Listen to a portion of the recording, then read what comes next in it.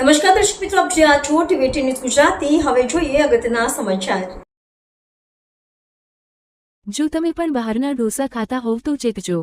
જામનગર શહેરના પટેલ કોલોનીમાં આવેલ સિમ્પલ પર ડોસામાં ગ્રાહકને થયો કડવો અનુભવ।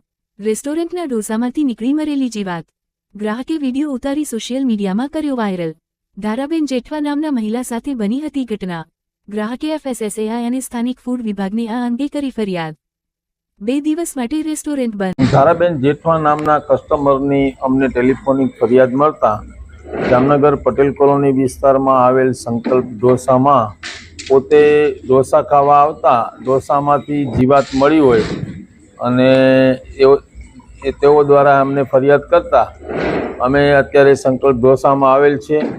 હાઇજેનિક કન્ડિશન અને અન્ય બાબતોની તપાસ કરતા તેઓને પેસ્ટ કંટ્રોલ, પાણીનો રિપોર્ટ, કામ કરતા માણસોના મેડિકલ અને રસોડાની હાઇજેનિક કન્ડિશન સુધારવા માટે ગ્લેસ ટાઇલ્સ જ્યાં સુધી ન લાગે, હાઇજેનિક કન્ડિશન ન સુધરે ત્યાં સુધી આ રેસ્ટોરન્ટ 2 દિવસ માટે અમે કોઈ પણ પ્રકારનો વેપાર કે રેસ્ટોરન્ટ ચાલુ રાખવા બંધ કરાવેલ।